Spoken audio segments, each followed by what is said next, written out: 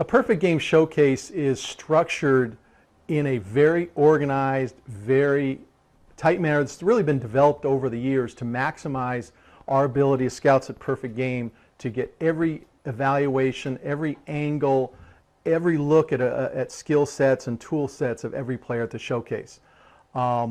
It's really broken into two parts. First of all, are the drills.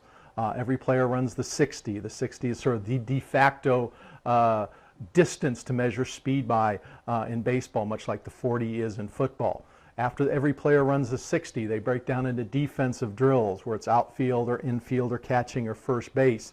And we have multiple scouts looking from different angles, taking notes on what each player is doing. Of course, at the same time, using the radar gun to measure arm strength. Then we go into batting practice, which is our last drill. And 10 swings, which is what players get at Perfect Game Showcases, is actually a lot of time for an experienced evaluator to break down a hitter's swing, to break down his bat speed, and to project on his future potential as a hitter. So all those drills go into the scouting package. And then of course we have the games, and I think there's a misconception that we play the games at Perfect Game Showcases just so the pitchers get their chance to be evaluated. And of course this is the opportunity to evaluate the pitchers, but it goes much farther than that. When you watch a player play in a game, and if you have 20 innings of game, that certainly is a lot of opportunity. But when you get to see a position player in a game, playing a game, get them 6 or 7 at-bats, watch them play different positions defensively, you really get to see a broader part of the player's true abilities.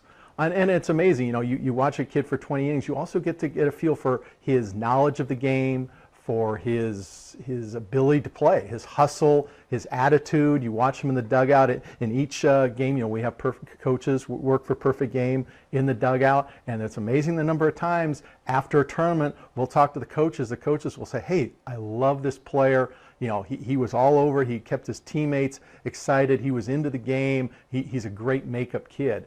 And when I go to write the reports, the other Perfect Game scouts go to write their reports. That type of conversation that we've had with the coaches really resonates, because we want to see not only how the player performs, what his tools and skills are, but what kind of a young man he is too, and what his makeup is.